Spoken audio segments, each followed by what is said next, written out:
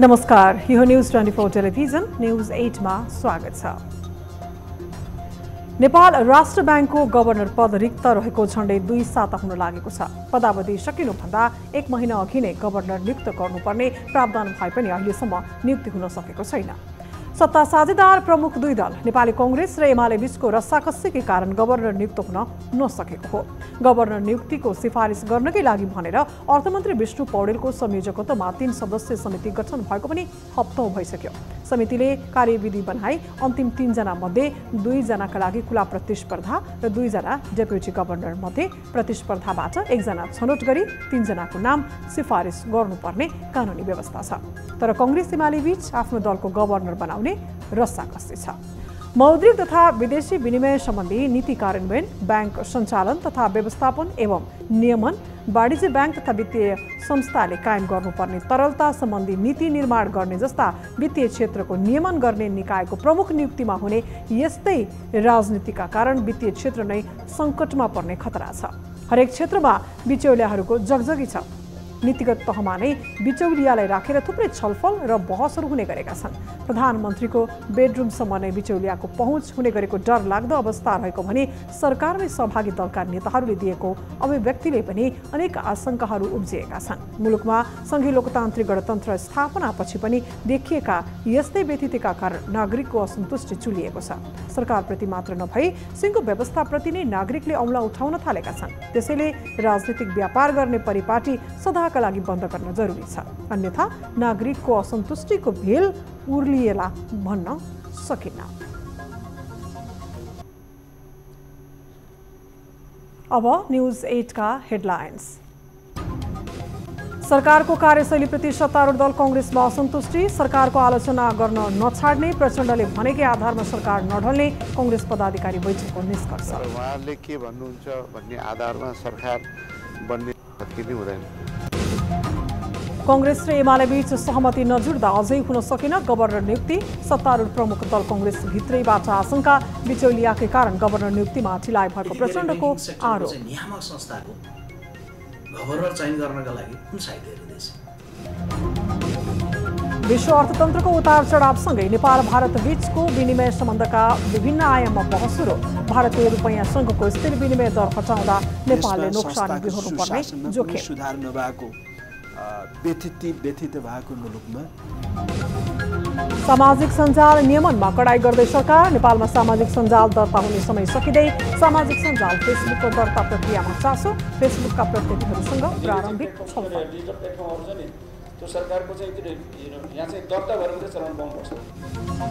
र प्रदेश सरकारले निर्माण गरेका 11वटा कोल्ड स्टोरहरू निर्माण गर्ने जिम्मा लिएका कम्पनीलाई कालो सूचीमा राखिने, अहिलेसम्म पनि बन्न सकेनन् कोल्ड स्टोर।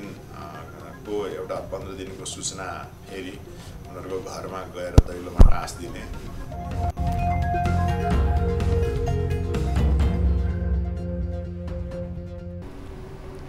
हामी निरन्तर न्यूजमा छौं। नयाँ वर्षको सुरुवातसँगै कांग्रेस एमाले नेतृत्वको सरकार ढल्ने दावी गर्दै माओवादी केन्द्रका अध्यक्ष पुष्पकमल दाहाल प्रचण्डले केही दिन नेपाली राजनीतिलाई तरङ्गित बनाए। तर बिहीबार कांग्रेस सभापति शेरबहादुर देउवा निवासमा बसेको कांग्रेस पदाधिकारी बैठकले प्रचण्डले भनेकै आधारमा सरकार नढल्ने निष्कर्ष निकालेको छ। यता कांग्रेस पदाधिकारी बैठकको निष्कर्ष आउनु अघि नै प्रचण्डले केपी ओली नेतृत्वको सरकारले नयाँ वर्ष पनि काट्दैनन् भनेर कांग्रेस एमाले नेताहरूसँग गरेको संवादका आधारमा गरेको राजनीतिक विश्लेषण भनेका छन्। एक रिपोर्ट। सत्ता साझेदार नेपाली कांग्रेसले माओवादी अध्यक्ष पुष्पकमल दाहाल प्रचण्डले भनेको आधारमा अर्को सरकार बन्ने र वर्तमान सरकार ढल्ने कुनै आधार नरहेको निष्कर्ष निकालेको छ। बिहिबार पार्टी सभापति शेरबहादुर देउवा निवास बुढालिन कञ्चमा बसेको पूर्व पदाधिकारी र मन्त्री सहितको बैठकपछि प्रवक्ता डाक्टर प्रकाशरण महतले तत्काल सरकार ढल्ने कुनै कारण नरहेको बताए। माओवादी केन्द्र प्रमुख प्रतिपक्षी दल भएकाले उसको धर्म अनुसार नै सरकार ढलिहालोस् भन्नु स्वाभाविक रहेको पनि प्रवक्ता महतको भनाइ छ। तर प्रचण्डले भनेकै आधारमा सरकार नढल्ने उनको जिकिर छ। गठबन्धन सरकार भएका कारण सबै एउटै पार्टीको मात्र निर्णय लागू नहुने उल्लेख गर्दै उनले सरकारमा समन्वय आवश्यक रहेको बताए। सरकारको प्रतिपक्षमा भएको हुनाले त्यो सरकार चाहिँ ढलिहालोस् भन्ने त स्वाभाविक उहाँहरूको चाहिँ त्यो धर्म नै हो। त्यसकारण उहाँहरूले भनेको कुरामा चाहिँ हाम्रो टिप्पणी छैन। तर उहाँहरूले के भन्नुहुन्छ भन्ने आधारमा सरकार बन्ने र भत्किने हुँदैन। सरकारको आलोचना र बैठक। सरकारको शैलीलाई लिएर केही दिन यता नेपाली कांग्रेस भित्रैबाट निरन्तर आलोचना भइरहेको छ। सरकारमा सहभागी दलकै नेताहरूबाट आलोचना हुन थालेपछि सभापति देउवाले पदाधिकारी, पूर्व पदाधिकारी, केही मन्त्रीहरू र प्रमुख सचेतकलाई बोलाएर छलफल गरेका हुन्। बुढालिन कण्ठस्थित देउवा निवासमा झण्डै 3 घण्टा चलेको छलफलपछि सभापति देउवाले वर्तमान सरकारलाई निरन्तरता दिनेमा आफू स्पष्ट रहेको बताएका छन्। गत असार 17मा सरकार बन्दा भएको 7 बुँदे सहमतिमा कांग्रेस प्रतिबद्ध रहेको सन्देश पनि देउवाले दिएका छन्। बैठकमा सरकारको विकल्प खोजिएको हो भन्ने प्रश्नमा देउवाले सरकारले केही कुरामा सुधार गर्नुपर्ने बताउँदै सरकारको पक्षमा बोल्न निर्देशन दिएका छन् भने सरकारको कमी कमजोरीको बारेमा आफूलाई भनेमा प्रधानमन्त्रीलाई सुनाउने पनि बताएका छन्। ओलीलाई राहत। कांग्रेस बैठक पछिको निष्कर्षले प्रधानमन्त्री केपी शर्मा ओलीलाई भने ठूलो राहत मिलेको छ। पछिल्लो समय सार्वजनिक कार्यक्रमहरूमा पुग्दा समेत आलोचना र मुर्दाबादको नारा सुन्नु परेको प्रधानमन्त्री ओली माओवादी अध्यक्ष प्रचण्डको टिप्पणीपछि केही अधीर थिए। प्रचण्डले देउवालाई प्रधानमन्त्रीको अफर गर्दै सरकारमा सहभागी भएर वा नभइकन पनि साथ दिने बताएपछि त्यसले राजनीतिक वृत्तमा तरङ्ग पैदा गरेको थियो भने सरकारको भविष्यलाई लिएर टीका टिप्पणी भइरहेका थिए। तर कांग्रेस बैठकसँगै आएको पार्टीको आधिकारिक निष्कर्षले तत्काल सरकार परिवर्तनको संकेत देखिएन भने प्रधानमन्त्रीले संयुक्त सरकार मार्फत राष्ट्र निर्माणमा जोड दिने बताएका छन्।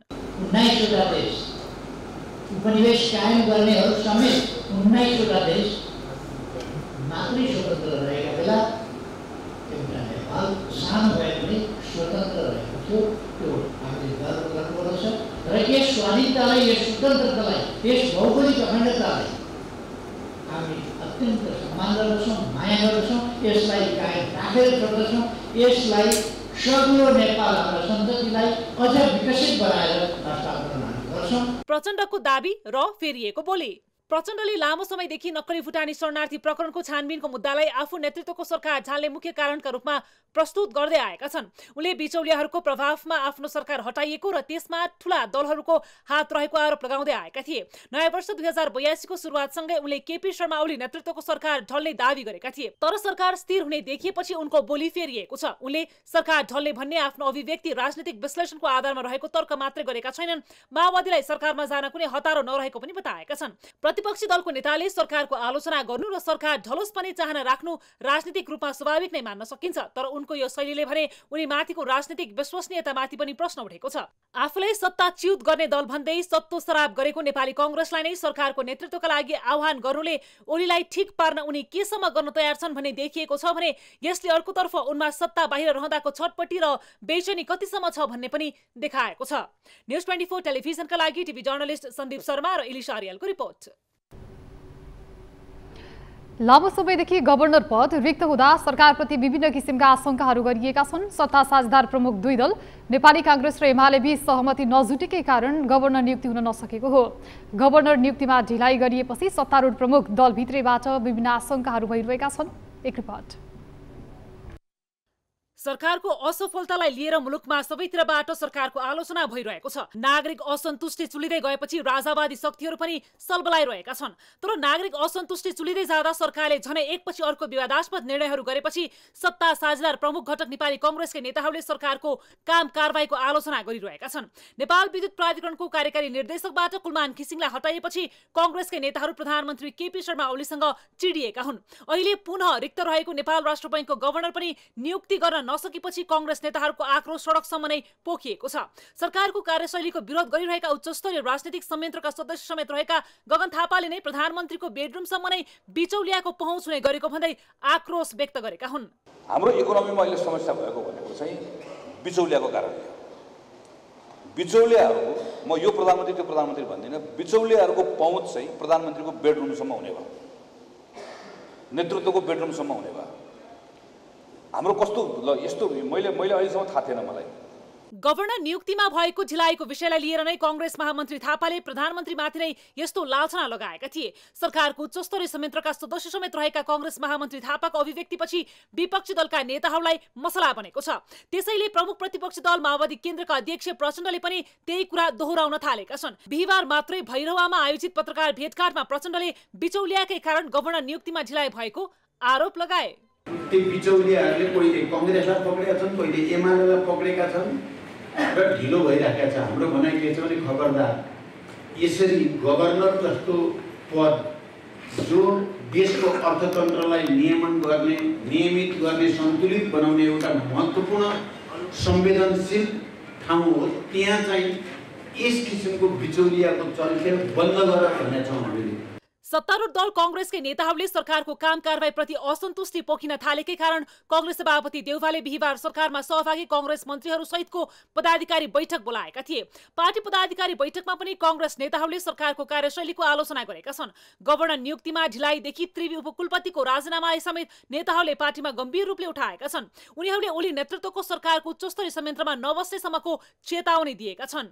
यत्रो ठुलो चाहिँ राष्ट्र बैंकको चाहिँ नेतृत्व जसले मौद्रिक नीतिको चाहिँ प्रस्ताव गर्छ, नेतृत्व गर्छ, यति धेरै बैंकिङ सेक्टरको चाहिँ नियामक संस्थाको गभर्नर चयन गर्नका लागि कुन साहित्य हेरिँदैछ? 6 महिना पछाडि बन्ने आइजी जो हो, आइजीको लागि चाहिँ अहिले एआइजीहरू 6 जना नियुक्ति गर्नु छ। सरकारले समय किन लगाउँदैछ? त्रिभुवन विश्वविद्यालयमा अनेक व्यतिथि थियो, अघिल्लो सरकारको पालामा एउटा समझदारीमा टुङ्गियो। त्रिभुवन विश्वविद्यालयको उपकुलपतिले राजीनामा गर्ने अवस्था किन आयो? आज फेरि व्यतिथितिर किन लगिँदैछ?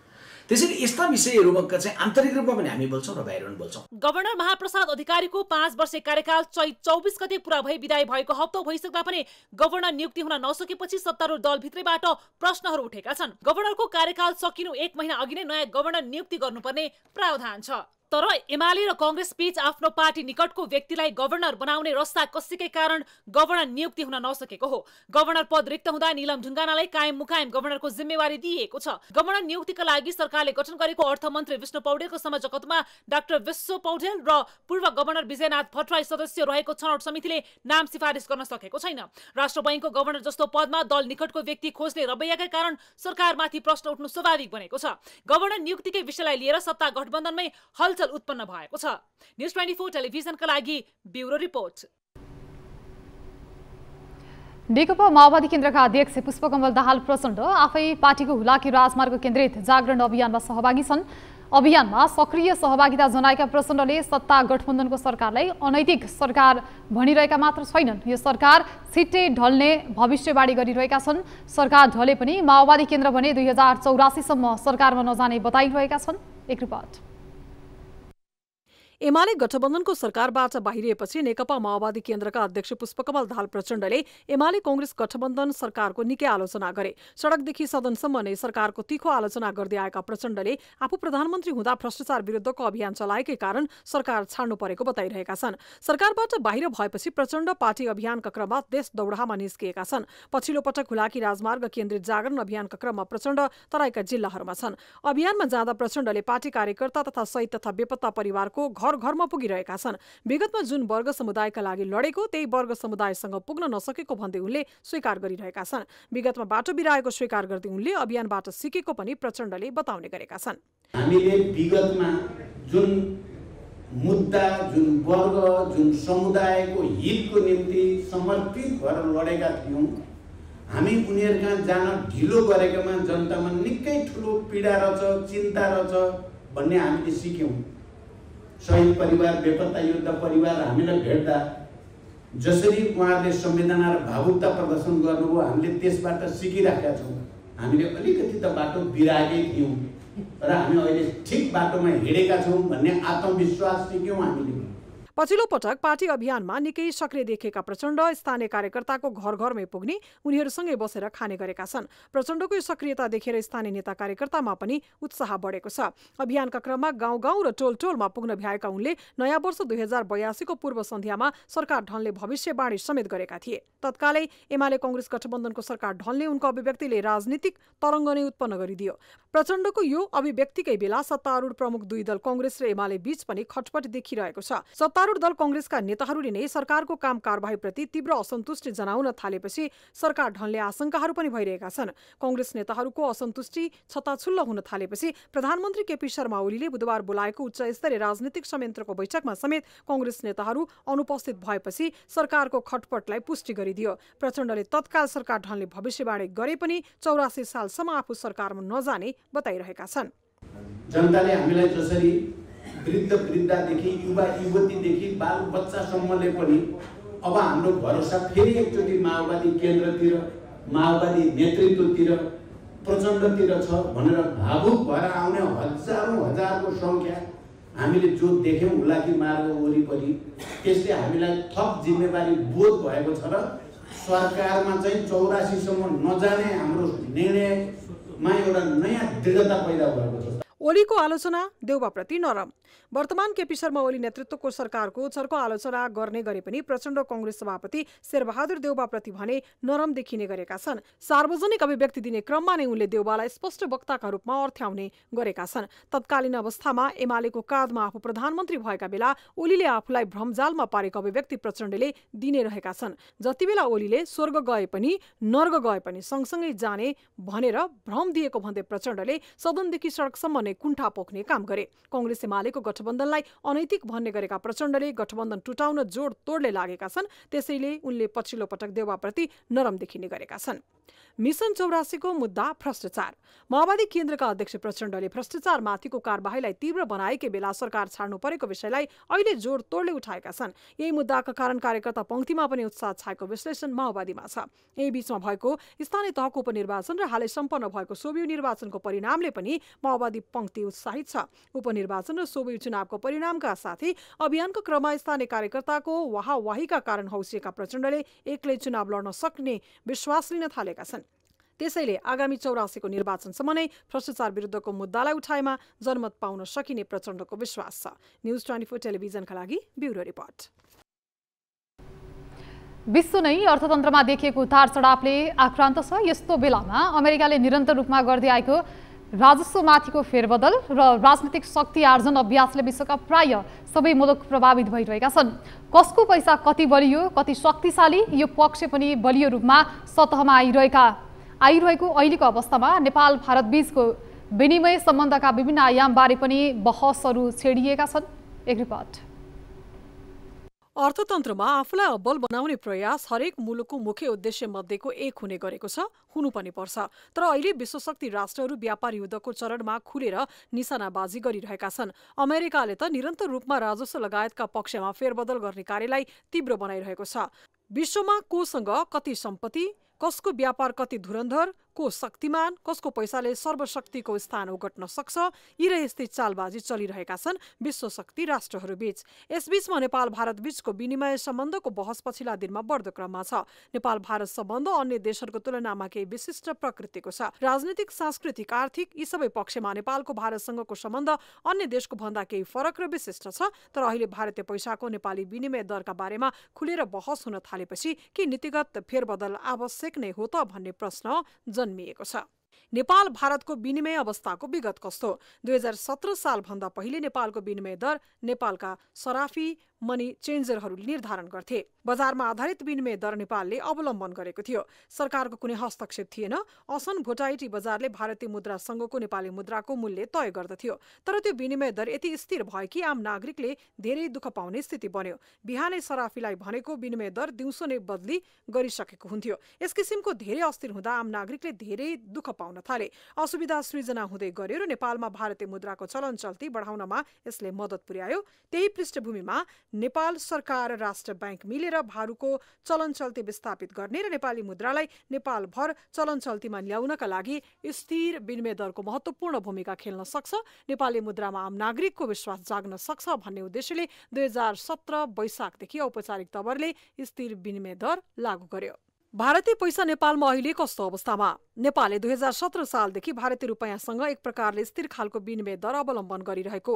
विभिन्न समयमा भारतीय रुपैयाँसँग रहेको पेग तहलाई अधिमूल्यन र अवमूल्यन गरे पनि विशेष गरी 2049 सालदेखि चालू खाता परिवर्तनीयसँगै भारतीय रुपैयाँसँग 100 भारतीय रुपैयाँ बराबर 160 नेपाली रुपैयाँको विनिमय दरलाई यथावत कायम गरिएको।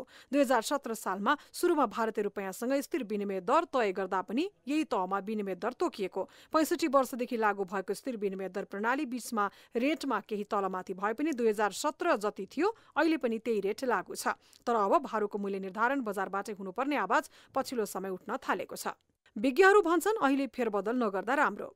अहिले तत्काल भारतीय रुपैयाँसँगको स्थिर विनिमय दर हटाउँदा नेपालले उल्टै नोक्सानी बिहोर्नुपर्ने जोखिम देखिएको छ। मुलुकको अर्थतन्त्र कमजोर रहेका बेला बिना तयारी विनिमय दर प्रणाली बजार छाड्दा त्यसले मुलुकलाई ठूलो सङ्कटमा धकेल्ने जोखिम रहेको विज्ञहरूले बताएका छन्। अर्थतन्त्रले काम गरि नराखेको, अर्थतन्त्र चलायमान नभएको अनि देशमा संस्थाको सुशासनमा कुनै सुधार नभएको व्यथित भएको मुलुकमा विनिमय दरलाई पनि बजारमा छोडिदिने हो भने तेलको मूल्य के हुन्छ, औषधिको मूल्य के हुन्छ, भारतबाट नेपाली उद्योगपतिहरूले जुन कच्चा पदार्थ आयात गर्छन् आज एउटा मूल्य विनिमय दरको कारणले भोलि अर्को मूल्य हुँदा त्यसलाई नेपाली अर्थतन्त्रले थ्याक्न सक्छ कि सक्दैन? अहिले छोड्ने बेला भएको छैन। अहिले बेला उपयुक्त छैन। यो चारवटा कुरा ख्याल गर्नुपर्छ यसमा। पहिला चाहिँ यो हामीले त्यति बेला फिक्स दर किन बनायौँ, के पृष्ठभूमिमा बनायौँ, हाम्रो अर्थतन्त्रको त्यति बेलाको चरित्र के थियो र अहिलेको अर्थतन्त्रको चरित्र के छ। भोलि तत्काल चाहिँ अर्थतन्त्रमा आउन सक्ने परिवर्तन अर्थतन्त्रको चरित्रमा आउन सक्ने सम्भावनाहरू के छन्? बजारले निर्धारण गर्न सक्ने विनिमय दर र त्यसबाट उत्पन्न हुने परिस्थितिको सामना गर्न अझै नेपाल तयार भएको छैन। विनिमय दर परिवर्तनपछि त्यसले पार्ने प्रभावहरूको गहिरोसँग अध्ययन हुन नसकेको, मुलुकको अर्थतन्त्र कमजोर रहेका कारण अहिले मूल्य निर्धारण बजारबाट गर्न नहुने विज्ञहरूको बुझाइ छ। यद्यपि विनिमय दरलाई बजारमा छोड्ने कुरा भने अर्थतन्त्र क्षेत्रको आदर्शवादी पक्ष नै हो। कुनै न कुनै बेला बजारमा छाड्नु नै आवश्यक हुन्छ, तर नेपालको अवस्था अहिले यति बलियो भइसकेको छैन। बजारमा आधारित विनिमय दर बनाउने आधार तयारका लागि के आवश्यक छ? विनिमय दर बजारलाई तोक्न दिन नेपालको निर्यात कुल व्यापारमा कम्तीमा 50% पुर्याउनु आवश्यक। वैदेशिक व्यापार घटेर आउनुपर्छ। आर्थिक वृद्धि दरले मुद्रास्फीतिलाई उछिन्नुपर्छ। आर्थिक वृद्धि दरमा स्थायित्व हुनुपर्छ। वैदेशिक मुद्राको सञ्चिति बढाउँदै दिगो बनाउनुपर्छ। न्युज 24 टेलिभिजनका लागि ब्युरो रिपोर्ट। न्युजहरू अझै बाँकी छन्, अब पालो ब्रेकको।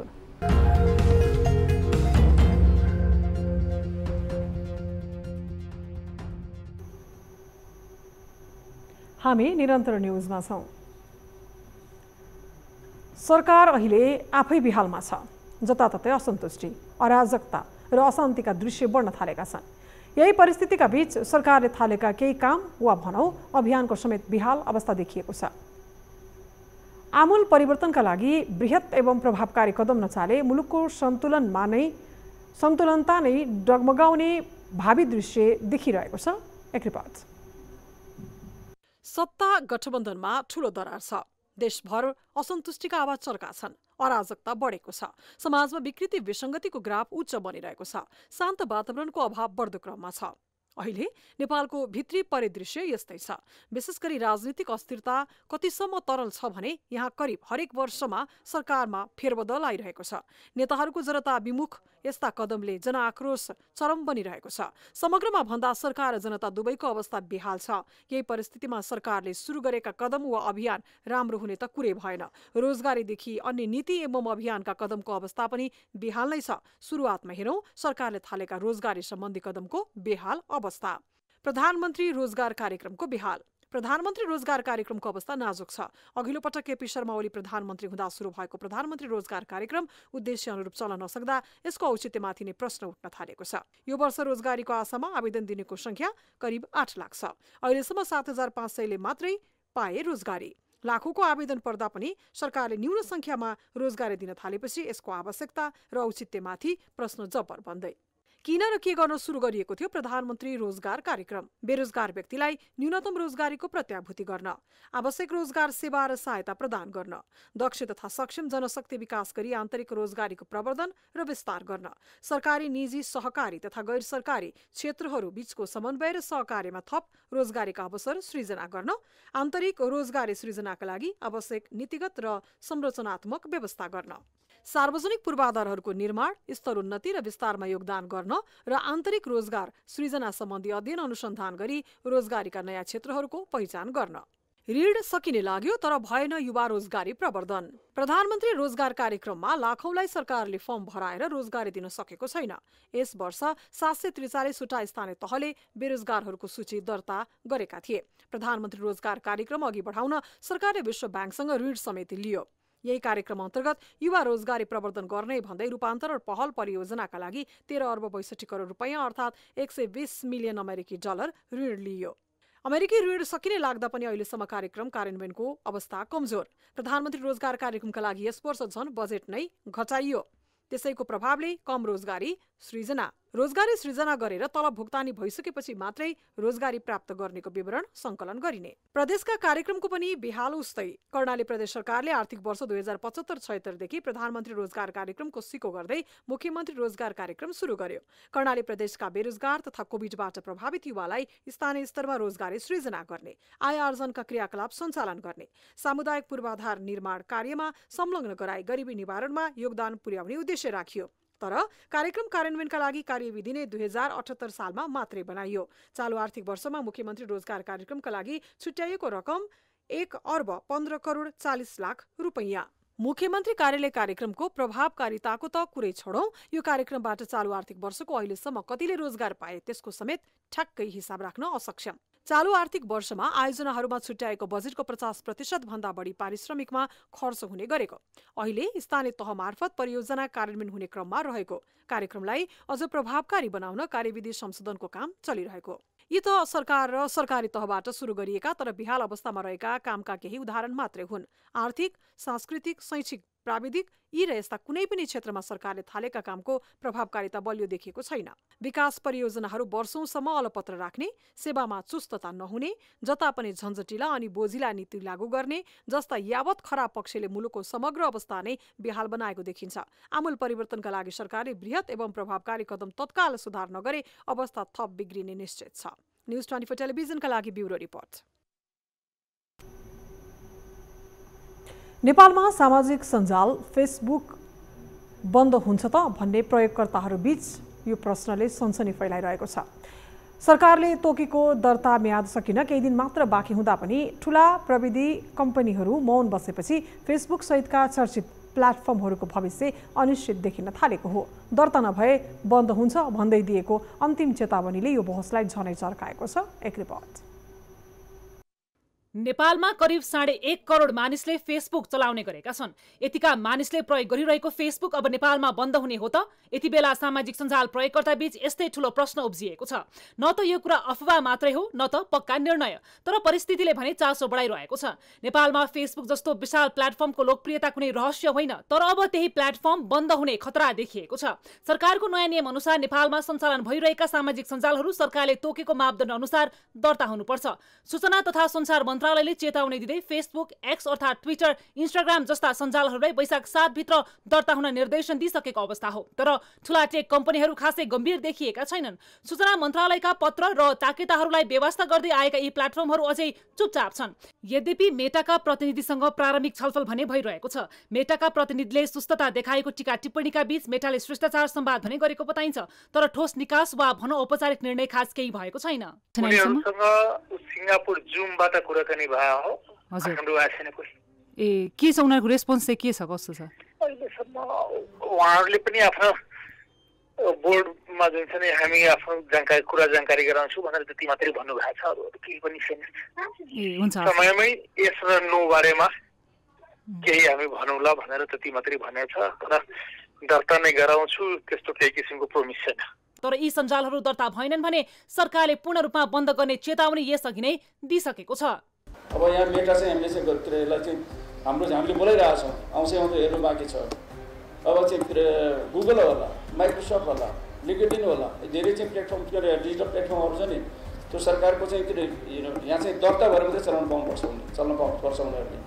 अनि दर्ता भएपछि उनीहरूले पोइन्ट अफ कन्ट्याक्ट हुनुपर्छ। हामी उनीहरूले चाहिँ कहीँ चाहिँ त्यो कन्टेन्टमा गल्ती गरेर हामी कहाँ कसलाई सम्हाल्न सक्छौँ, अनि त्यसलाई हामी कारवाही गर्ने चाहिँ ठाउँमा चाहिँ हामीले पाउनुपर्छ। त्यो सबै चिज चाहिँ गरेर अनि कुनै न कुनै रूपमा त्यस्तो चाहिँ डिजिटल प्लेटफर्महरूले नेपालको चाहिँ सरकारलाई नेपाल राज्यले सहयोग गर्नुपर्छ। सरकारले सूचना जारी गर्नु अघि नै 3वटा सामाजिक सञ्जाल दर्ता भएर सक्रिय भइसकेका छन्। फाइबर मिडिया, टिकटक र सारांश मिडिया ल्याब प्रणाली विट कानुनी रूपमा मन्त्रालयमा सूचीकरण भई सञ्चालनमा छन्। Facebook, WhatsApp, WeChat, Snapchat, Telegram, Instagram, YouTube, X अर्थात् ट्विटर जस्ता ठूला नामहरू कानुनी दर्ता बिना नै मोबाइल स्क्रिनमा राज गरिरहेका छन्। त्यस्तै नेटफ्लिक्स, लिङ्क्डइन, थ्रेड्स, डिस्कोर्स र रेडिट जस्ता लोकप्रिय प्लेटफर्म पनि छन् जसले अझै सरकारको दर्ता आह्वानलाई कानमा तेल हालेर बसे चाहिँ बेवास्ता गरिरहेका छन्। सरकारले पटक पटक दर्ता होस्, नियममा बस्नुस् भन्दै बोलाइरहे पनि अधिकांश प्लेटफर्महरू पनि अझै कानुनी संरचनाभित्र आउन तयार देखिँदैनन्। कति छन् प्रयोगकर्ता? सामाजिक सञ्जाल, इन्टरनेट प्रयोग, मोबाइल कनेक्टिभिटी तथा डिजिटल ट्रेन्डका बारेमा अध्ययन गर्ने डाटा रिपोर्टलका अनुसार नेपालमा सन् 2025 सम्म 1,43,00,000 भन्दा बढी सामाजिक सञ्जाल प्रयोगकर्ता छन्, जुन नेपालको जनसङ्ख्याको 48.1% हो। फेसबुक प्रयोगकर्ता 1,43,00,000, मेसेन्जरका लागि बनाएका अकाउन्ट 1,48,00,000, इन्स्टाग्राम चलाउने संख्या 42,00,000, व्हाट्सएप प्रयोगकर्ताको संख्या पनि 50,00,000 हाराहारीमा। यी सबै कम्पनी मार्क जुकरबर्गको मेटा कम्पनीले सञ्चालन गर्दै आएको छ। त्यस्तै एक्स अर्थात् ट्विटर चलाउनेको संख्या पनि 43,00,000कै हाराहारीमा। दर्ता किन आवश्यक? सामाजिक सञ्जालमा बढ्दो विकृति, ठगी, अपराधलाई नियन्त्रण गर्न सरकारले सामाजिक सञ्जाल दर्ताको आवश्यकता महसुस गरिएको हो। पछिल्लो समय सामाजिक सञ्जालबाट नकारात्मक कन्टेन्ट धेरै आइरहेका छन्। सरकारले सामाजिक सञ्जाल प्लेटफर्मलाई मुलुकको कानुनी दायरामा ल्याउनका लागि दर्ता गर्न खोजेको हो। सामाजिक सञ्जालको दुरुपयोगका कारण हालका दिनमा आपराधिक गतिविधिहरू उल्लेख्य रूपमा बढेका छन्। विशेष गरी फेक सूचना फैलाउने र साइबर अपराध सम्बन्धी घटनाहरू तीव्र रूपमा वृद्धि भएका छन्। यस्ता आपराधिक घटनाहरूको प्रभावकारी अनुसन्धान गर्न सामाजिक सञ्जाल प्लेटफर्महरूको दर्ता आवश्यक रहेको विज्ञहरू बताउँछन्। हालसम्म धेरै जस्तो प्लेटफर्महरू दर्ता नभएकाले अनुसन्धान प्रक्रियामा समय लाग्ने, कठिनाई हुने र प्रभावकारिता घट्ने गरेको जनाइएको छ। राजस्व सङ्कलनको उच्च सम्भावना। सामाजिक सञ्जाल र डिजिटल सेवा मार्फत राजस्व सङ्कलन गर्ने सम्भावना अत्यन्तै उच्च छ। हाल मुलुकमा विद्युतीय सेवा कर लागू भइसकेको छ। Facebook, Google, YouTube, Netflix, Amazon, Apple सेवा, क्लाउड कम्प्युटिङ, मोबाइल एप्स लगायतका सेवाबाट वार्षिक 34-35 करोड रुपियाँ राजस्व सङ्कलन भइरहेको छ। यदि डिजिटल क्षेत्रमा नीतिगत सुधार, कानुनी स्पष्टता, प्रविधिको सुदृढीकरण र अन्तर्राष्ट्रिय सहकार्यमा ध्यान दिइयो भने यो राजस्व 1 अर्ब रुपियाँ भन्दा बढी पुग्न सक्ने प्रबल सम्भावना छ। हालसम्म 19वटा अन्तर्राष्ट्रिय डिजिटल सेवा प्रदायकहरू नेपालमा दर्ता भइसकेका छन्। सरकार यिनीहरूबाट 2% सेवा कर सङ्कलन गर्न पहल गर्दैछ। सरकारले बन्द नै गराउला? नेपालमा सामाजिक सञ्जालको दुनियाँमा मेटा कम्पनीका प्लेटफर्महरू फेसबुक र व्हाट्सएप एक छत्र राज गरिरहेका छन्। यहाँ सामाजिक सञ्जाल प्रयोगकर्ताको झण्डै 80% हिस्सा मेटाकै पोल्टामा छ। तर यस प्रभुत्वका बीच सरकार पर्ख र हेरको मोडमा देखिएको छ। सरकारसँग दर्ता नभएका सामाजिक सञ्जालहरूलाई प्रतिबन्ध लगाउने कानुनी अधिकार त छ, तर व्यवहारमा त्यसको प्रयोग गर्ने हिम्मत देखिएको छैन। पटक पटक चेतावनी दिएको भए पनि साँच्चै प्रतिबन्ध लगाउने कि नलगाउने भन्ने विषयमा अझै अन्यल छ। नेपालमा अधिकांश मानिस सूचना खोज्न, खबर जान्न वा आफूले चाहेका कुरा राख्न सामाजिक सञ्जालमै निर्भर छन्। यहाँसम्म कि सरकारले समेत आफ्नो सूचनाहरू जनता समक्ष पुर्याउन फेसबुक, ट्विटर जस्ता माध्यममै भर पर्ने गर्छ। तर यिनै सञ्जालहरूलाई कानुनी दायरामा ल्याउने प्रयास गर्दा सरकार उल्टै आलोचित बन्न पुगेको छ। संसदमा सामाजिक सञ्जाल सम्बन्धी विधेयक दर्ता गरेपछि झनै आलोचना चुलिएको थियो। सरकारले हेर्ने भनेको कुन छद्म नाम हो, कुन चाहिँ प्रष्ट पासपोर्ट साइजको फोटो सहितको, दुईटै कान सहितको चाहिँ तस्बिर सहितको क्लियर ठेगाना सहित र फोन नम्बर सहितको भनेर हेर्नु पर्दैन। सरकारले हेर्ने के हो भने कुन छद्म कुन नछद्मसँग मतलब छैन। कसले त्यहाँ बसेर चाहिँ misinformation, disinformation, cyber bullying, sextortion, extortion यस्तो गतिविधिमा सामेल छ, त्यसलाई नियन्त्रण गर्ने हो नि त। सामाजिक सञ्जाल विधेयक आवश्यकै छैन। यो हुबहु जस्ताको तस्तै फिर्ता गर्नुपर्छ। किन कसैले लाइक, सेयर, कमेन्ट गरेपछि जेल हाल्ने हो? 2007 सालमा त यो देशमा रेडियो खोलियो। 1994मा त झन्डै तपाईँको गोर्खापत्र त राणाकालीनमै खोलिएको छ। सक्रिय पञ्चायतको बेला यो देशमा नेपाल टेलिभिजन खोलिएको छ 2041 सालमा। बोल्न पाउने अधिकारलाई कुण्ठित गर्न ओलीले सक्छौँ जस्तो लाग्छ। यदि त्यो भयो भने संसदबाट पनि विरोध हुन्छ, सडकबाट पनि विरोध हुन्छ। प्रधानमन्त्री देशको जुनसुकै जिल्ला जाउन् त्यहाँ कालो झण्डा उड्छ। अहिलेको सरकार पहिले नै डेलिभरीको मामलामा आलोचनाको घेरामा परेको बेला सामाजिक सञ्जाल बन्द गर्ने जोखिम उठाउने अवस्थामा छैन भन्ने बुझाइ धेरैको छ। सामाजिक सञ्जाल बन्द गर्नु भनेको आफूमाथि जनताको क्रोधको वर्षा ल्याउनु रहेको सरकारलाई थाहा छ। सरकारले सामाजिक सञ्जालहरूलाई कानुनी दायरामा ल्याउने प्रयास गर्नु गलत होइन, तर लोकप्रिय प्लेटफर्महरूलाई बन्द गर्ने निर्णय सहज छैन। वर्तमान सरकारको लोकप्रियता तथा विश्वसनीयताको धरातलमा हेर्दा सामाजिक सञ्जाल प्रतिबन्धको निर्णय अन्तिम अस्त्र मात्रै बन्ने देखिन्छ। न्युज 24 टेलिभिजनका लागि टिभी जर्नलिस्ट एलिसा काठमाडौँ।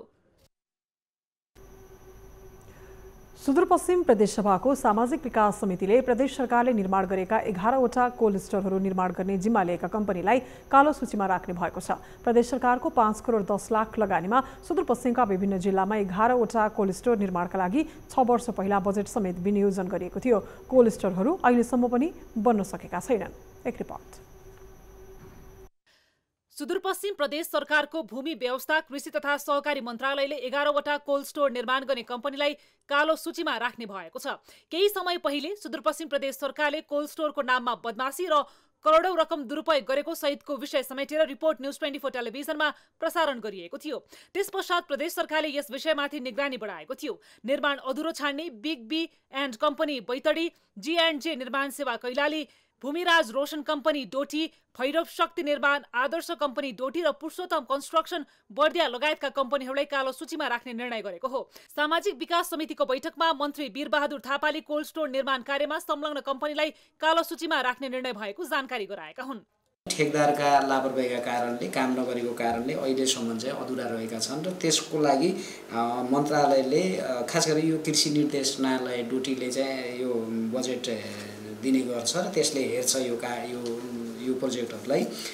उसले काम नगरेका 7वटै कन्स्ट्रक्सनहरूलाई चाहिँ तपाईँको चाहिँ कानुनी प्रक्रिया, सम्पूर्ण प्रक्रियाहरू यसमा चाहिँ सोधपुछदेखि स्पष्टीकरणदेखि लिएर विभिन्न प्रक्रियाहरू पुरा गरेर अहिले पछिल्लो उसमा चाहिँ उहाँहरूलाई कारबाहीका निमित्त कालो सूचीमा राख्ने भनेर हाम्रो निर्णय भइसकेपछि उहाँहरूलाई त्यो पत्र पठाइ पनि सकिएको छ। सामाजिक विकास समितिको बैठकमा भूमि व्यवस्था कृषि तथा सहकारी मन्त्रालयका सचिव यज्ञराज जोशीले निर्माण अधुरो छाड्ने निर्माण व्यवसायलाई कालो सूचीमा राखेर क्षतिपूर्ति सहित असुल उपर गर्ने प्रक्रिया सुरु गरेको बताएका छन्।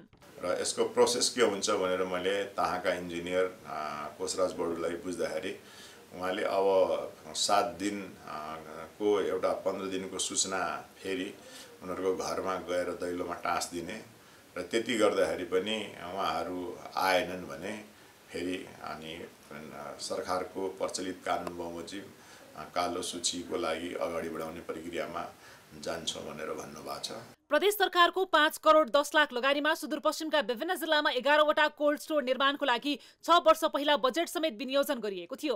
उक्त कोल्ड स्टोरहरू अहिलेसम्म पनि बन्न सकेका छैनन्। केही ठाउँमा निर्माण कार्य सुरु नै भएको छैन भने केही ठाउँमा निर्माण भएर पनि सञ्चालनमा आउन नसक्दा अलपत्र अवस्थामा रहेका छन्। सुदूरपश्चिमकै मुख्य तरकारी तथा फलफुलको बजारमा कोल्ड स्टोर अलपत्र पर्दा किसानको तरकारी कुहिएर माटोमा विलय भएको लेखाजोखा छैन। ढिला सुस्तीको हद पार गरेको कोल्ड स्टोर सञ्चालनका लागि यस क्षेत्रका व्यवसायी किसानले पटक पटक गुहार गर्दै आएका छन्, तर पनि उनीहरूको माग सुनवाई भएको छैन। तर प्रदेश सरकारको बजेटमा निर्माण भएका कोल्ड स्टोरहरू अलपत्र अवस्थामा छन्। अनुगमनको प्रारम्भिक अध्ययनले निर्माणले सम्पन्न नगरेर भुक्तानी नै लिएको पाइएको छ। त्यसैले अहिले कालो सूचीमा राख्ने प्रक्रिया अघि बढेको हो। कोल्ड स्टोरहरूको निर्माण कार्यमा संलग्न रहेका र अल्पत्र अवस्थामा रहेका 7वटा निर्माण कम्पनीहरू, निर्माण व्यवसायीहरूलाई कालो सूचीमा राख्ने प्रक्रिया अगाडि बढेको चाहिँ छ र हामीले गएको बैठकबाट उक्त निर्माण कम्पनीहरूलाई, निर्माण व्यवसायीहरूलाई जुन कालो सूचीमा राख्छ त्यसका कागजातहरू र कोल्ड स्टोर निर्माणका कार्यविधिहरू, निर्माणको कार्यविधिहरू लगायतका अरू थप कागजातहरू हामीले मगाएका चाहिँ छौँ। लामो समयदेखि कोल्ड स्टोर सञ्चालनमा नआएपछि हाल सुदूरपश्चिम प्रदेश सभाको सामाजिक विकास समितिले पनि चासो दिएको हो। केही समय पहिला सुदूरपश्चिम प्रदेशको सामाजिक विकास समितिले कोल्ड स्टोरहरूको अनुगमन गरी काम नभएको भन्दै सम्बन्धित योजनाका कागजपत्र झिकाउन भूमि व्यवस्था कृषि तथा सहकारी मन्त्रालयलाई निर्देशन दिएको थियो। अनुगमनमा अधिकांश दुरुपयोग भएको र लगानी खेर गएको पाइएको हो। न्यूज 24 टेलिभिजनका लागि कैलालीबाट टिभी जर्नलिस्ट सुशील ढुङ्गानाको रिपोर्ट। अब बिजनेस न्यूज। 24 बिजनेस का साथमा गुणस्तरीय प्लम्बिङ को भरपर्दो नाम मार्बल।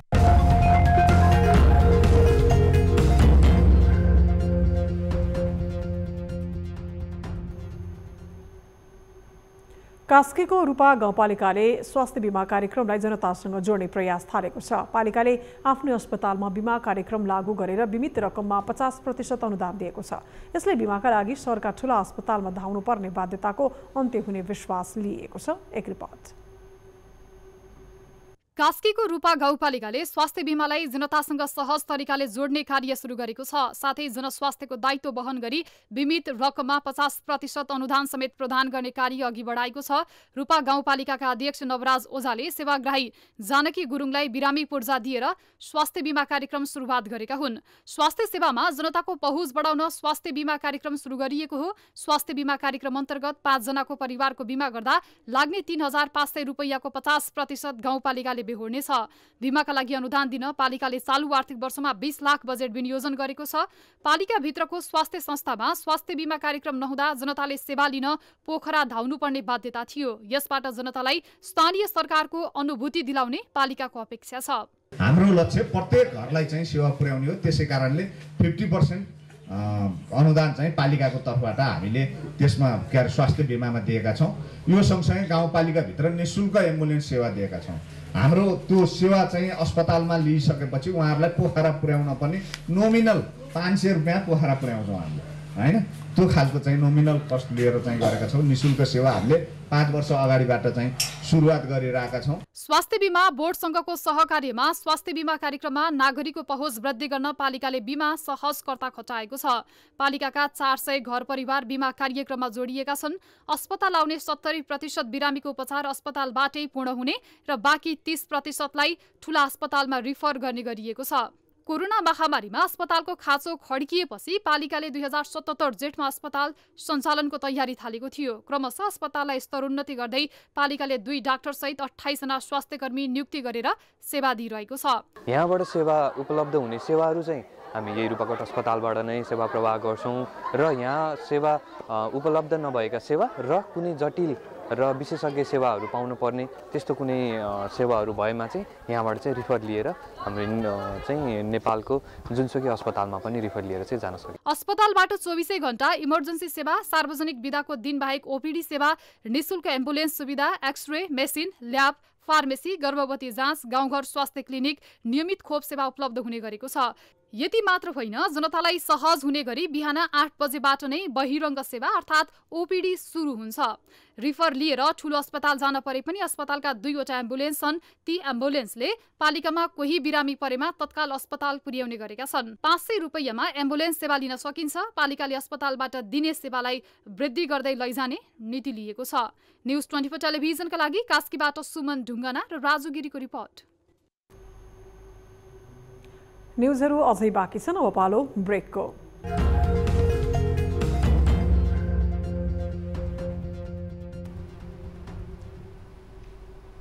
हामी निरन्तर न्युजमा छौँ। अब स्पोर्ट्स न्युज। स्पोर्ट्स न्युजका साथमा एन्सेल सधैँ अन।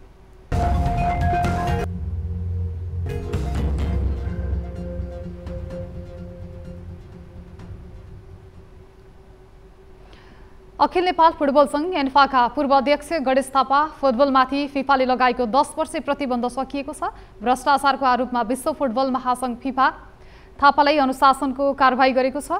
भ्रष्टाचार तथा घुस लिएको सहित विभिन्न धारा उल्लङ्घन गरेको भनी फिफा अनुशासन समितिले गठन गरेपछि फिफाले सन् 2015 अप्रिल 16 तारिकमा 10 वर्षे प्रतिबन्ध लगाएको थियो। थापालाई कुनै पनि फुटबल गतिविधिमा संलग्न हुन नपाउने गरी लगाइएको प्रतिबन्ध बिहिबारदेखि सकिएको हो। फिफाले लगाएको प्रतिबन्ध सकिएपछि थापाले विज्ञप्ति जारी गर्दै 10 वर्षे चुनौतीपूर्ण यात्रा सकिएको बताएका छन्। उनले नेपाली फुटबलको विकास र विस्तारमा आफ्नो साथ र सहयोग सधैँ रहने प्रतिबद्धता पनि जनाएका छन्। फिफाले प्रतिबन्ध लगाउनु अघि 2071 सालमा संसदको सार्वजनिक लेखा समितिले थापामाथि 58 करोड रुपैयाँ अनियमितता गरेको आरोप लगाउँदै छानबिनका लागि अख्तियार पठाएको थियो। तर अख्तियारले भने आरोप पुष्टि हुन नसकेको भन्दै उजुरीलाई तामेलीमा राख्ने निर्णय गरेको थियो। अन्तर्राष्ट्रिय समुदायमा देशको छवि बदनाम गरी घुस लिएको प्रमाणित हुँदा पनि थापालाई हालसम्म कुनै कानुनी कारबाही नभएको भन्दै एन्फाले हालै मात्र नेपाल सरकारका सम्बन्धित निकायहरूमा पत्राचार गर्ने निर्णय गरेको थियो। अब वेदर अपडेट। वेदर न्यूजका साथमा एशियन पेन्ट्स।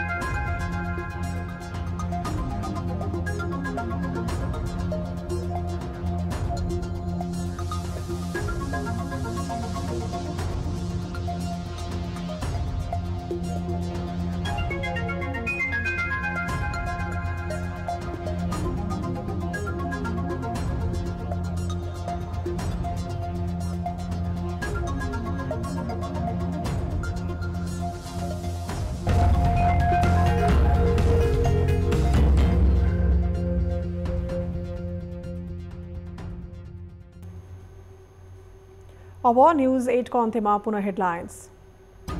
सरकारको कार्यशैलीप्रति सत्तारूढ दल कांग्रेसमा असन्तुष्टि, सरकारको आलोचना गर्न नछाड्ने, प्रचण्डले भनेकै आधारमा सरकार नढल्ने कांग्रेस पदाधिकारी बैठकको निष्कर्ष। तर उहाँले के भन्नुहुन्छ भन्ने आधारमा सरकार बन्ने र कांग्रेस र एमाले बीच सहमति नजुड्दा अझै हुन सकेन गभर्नर नियुक्ति, सत्तारूढ प्रमुख दल कांग्रेस भित्रैबाट आशंका, बिचौलियाकै कारण गभर्नर नियुक्तिमा ढिलाइ भएको प्रचण्डको आरोप। बैंकिङ सेक्टर संस्था गभर्नर चयन गर्नका लागि कुन साइतहरू? विश्व अर्थतन्त्रको उतार चढावसँगै नेपाल भारत बीचको विनिमय सम्बन्धका विभिन्न आयाममा बहस सुरु, भारतीय रुपैयाँसँगको स्थिर विनिमय दर हटाउँदा नेपालले नोक्सानी बिहोर्नुपर्ने जोखिम। सुशासनमा कुनै सुधार नभएको व्यथिति भएको मुलुकमा सामाजिक सञ्जाल नियमनमा कडाई गर्दै सरकार, नेपालमा सामाजिक सञ्जाल दर्ता हुने समय सकिँदै, सामाजिक सञ्जाल फेसबुकको दर्ता प्रक्रियामा चासो, फेसबुकका प्रतिनिधिहरूसँग प्रारम्भिक छलफल। त्यो सरकारको चाहिँ यहाँ चाहिँ दर्ता गरेर मात्रै चलाउन पाउनुपर्छ। र प्रदेश सरकारले निर्माण गरेका 11वटा कोल्ड स्टोरहरू निर्माण गर्ने जिम्मा लिएका कम्पनीलाई कालो सूचीमा राखिने, अहिलेसम्म पनि बन्न सकेनन् कोल्ड स्टोर। को एउटा 15 दिनको सूचना फेरि उनीहरूको घरमा गएर दैलोमा टाँस दिनु।